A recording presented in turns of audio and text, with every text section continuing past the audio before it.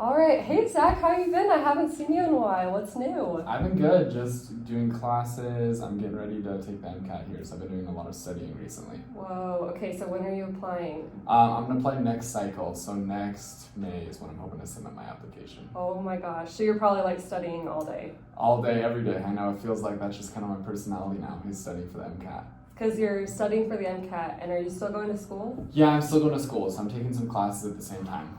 Whoa, that's a lot. Are you still volunteering? Yeah, volunteering as well, so I just got done with a couple volunteering things yesterday. Wow. Okay, so you have like no time for Yeah, free time. the schedule is filled, that is for sure, most definitely. Dang. Well, what is it that you want to talk about today? Today I wanted to come and talk with you a little bit about my IBS. I know I've mentioned it to you before, but it feels like there's been some problems with it lately that are kind of related to some stress that I'm feeling. Oh, okay. Yeah. So do you feel like there's times of day or the week that it feels worse?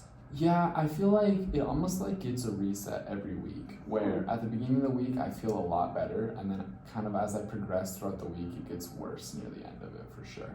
Okay, so like you almost reset on the weekend. You feel better for Monday, and then... Yeah, and then it's just kind of like a downward slope throughout the rest of the week. Yeah. Really? Okay. So what is it that happens at the end of the week? That's a great question.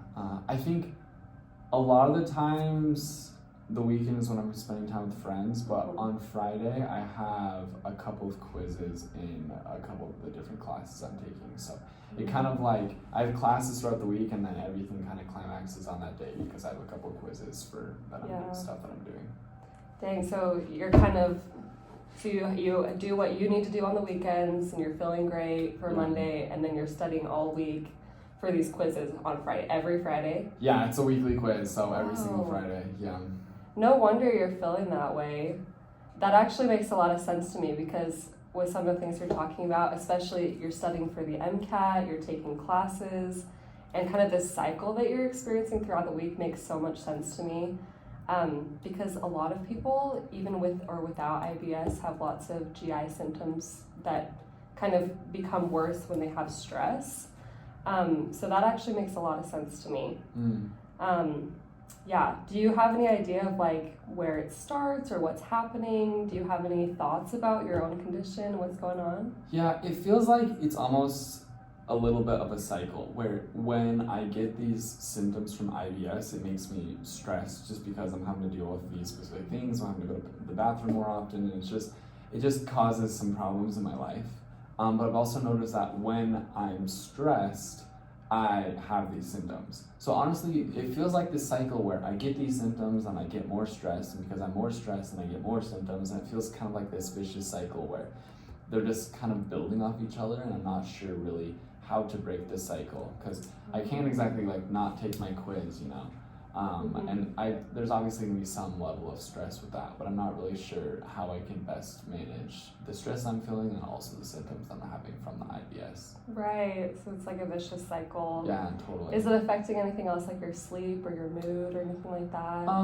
I feel like I'm just pretty tired all the time because I never get enough sleep. So sleep has been okay. I can definitely use more. It definitely does affect my mood though. I feel like when I have the symptoms, I'm just in a worse mood just because I'm worried about that, so I'm less able to think about other things that are going in my life, like less able to put energy into relationships or friends and stuff like that, so I think it makes it kind of hard. Which is making it worse, like you're talking about, like that cycle. Yeah, exactly. I think you're actually completely right. I think that stress and gut health can just be a vicious cycle, and it's a little bit of a chicken and egg scenario. Yeah. It's like, well, am I feeling sick because I'm stressed? Or is some kind of thing going on in my gut making me stressed? I think it's actually both. Yeah. So I think that what you're experiencing, you know, kind of with the stress and the symptoms and, you know, the kind of clutter in your mind that you're talking about is super related to what's going on in your gut, but then vice versa. So I think you're absolutely right. Have you actually heard about the gut-brain axis before? I haven't. What is that? So it's kind of a scientific way to just explain that cycle. So what happens is that the gut and the brain are super interconnected. Some people even call the gut like the second brain. Weird, okay. Yeah, Interesting. yeah, kind of an interesting thing. And you'll learn more about that when you're in med school. But Gotcha. but basically what happens, to make it simple, is your brain, when you're stressed over a long period of time, will send these inflammation signals to your gut. But then at the same time, the gut, when it's distressed, it could be antibiotics, diet, anything like that. It could be IBS like you have. Yeah. Those signals will just go straight back to your brain. Okay. So that's kind of where the cycle comes from. It's both. It's not just the stress that you're feeling, but it's also what's going on in your gut. So that's kind of why. Can you kind of see how people get stuck in this cycle like so easily? Yeah, so you're telling me it's not just like in my brain, but it's actually like my gut is sending me signals to Yeah, it's my brain. definitely not in your head. Yeah. Absolutely not in your head. The mind and the body are super interconnected in ways that we don't even fully know about, but the gut is one of those best examples. Interesting, okay. Yeah, yeah. Do you feel like any of this makes sense? Do you have any questions? Yeah, that makes sense. I think it's interesting though, certain stressors I feel like sometimes maybe have more of an influence on it than others. Like for example, yesterday my alarm didn't go off, I woke up late, I was like sprinting to work and trying to make it there, and I didn't really feel like an increase of symptoms that day, but like you're saying, you said like some of these like stress symptoms have this connection between the brain and the body. So why would I in certain scenarios feel like I have more symptoms or feel more stress versus in other scenarios where it doesn't really have that same effect? That is such a good question. What you're talking about is the difference in kinds of stressors. Okay. So what you're talking about, where, I mean, you're studying for the MCAT like Yeah. every week for months. I mean, I was there. I remember how hard it is. Yeah. And you're doing this over and over and over again. And so when you're feeling this stress over a really long period of time, that's when the brain is sending those signals constantly. And that constant signal is what's driving the cycle. Interesting. Okay. So what happens in a normal situation, like you're running late for work, you know, you're running from a bear, whatever it is, that kind of acute stressor, Yeah. it does cause those signals to be sent, but it's not enough to keep the cycle going over a long time. Okay. So that's why it doesn't seem weird to me at all that you don't feel symptoms when you're kind of having that acute stress. Okay. But it's the chronic over time that's really affecting your mentality and your mood and maybe even your energy levels if you've been experiencing that. Interesting. So does that make more sense? Yeah, that makes a little bit more sense. I think it is definitely different kinds of stress when it's like something that, like you said, I think you said it was called acute stress. Yeah. Where it's like kind of just there in that moment versus kind of like this stress I feel just the entire semester over my classes about trying to do good in them. It's more, it feels like more chronic and long term for sure. Right, totally. Well, do you want to discuss some treatment options and things we can do? Yeah, I mean, I'm obviously here because life has not been great. So what do you feel like are some things I can do to help break this cycle and help fix some of these problems I'm having?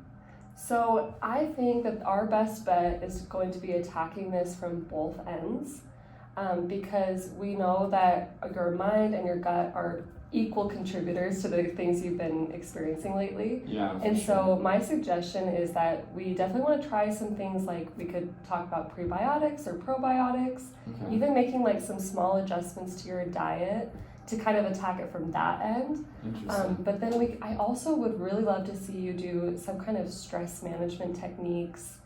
Is there something that you're doing already, or do you have any questions about things like that? I don't know if this like really classifies as a stress management technique, but I think when I go running, it really helps me kind of manage stress. Whenever I've had a long day or just like a tough day, I just pop in headphones and go for a run, and that really kind of helps calm me down and just kind of recenter, I think. That's awesome. How often are you doing that? Like 4 to 5 days a week. Wow, that's great. Yeah. Yeah, I definitely would encourage you to keep doing that. That's like a perfect example of something to do to reduce that stress, that mental burden. Yeah. I also think a great way to approach it, and this kind of just depends on your own preference and personality, but a lot of my patients have had tons of success with breathing exercises. Have you ever tried anything like meditation or yoga? I know it's a little different. So meditation I sometimes have a hard time with. I feel like it feels a little bit gimmicky sometimes, and I have a hard time getting into it. I do like yoga though. I've done yoga and I think it's really relaxing. So maybe that's something that I could try for sure. Yeah, and I totally relate. It feels a little like, well, how is this even working? Yeah. But something like yoga is so good at calming your mind. Interesting. And so anytime you're able to focus your mind on something physical like running or yoga, whatever it is that works best for you, it's going to help you decrease those signals that are being sent from your brain to your gut. Interesting. Okay. Yeah, so it's like, it's medicine, really. I mean, it doesn't feel like it is, but it is. Gotcha. So yeah, I definitely suggest you do that. And depending on how much this is affecting like your day-to-day life and kind of your mentality, it sounds like it's even affecting how much you're able to give to your relationships and other things that are so important in your life. Yeah. I definitely, suggest a good therapist if that's something that you feel would be effective. Okay, good to know. Yeah, and I'm happy to give you some referrals for that too. Awesome, I appreciate that. Thank you so much.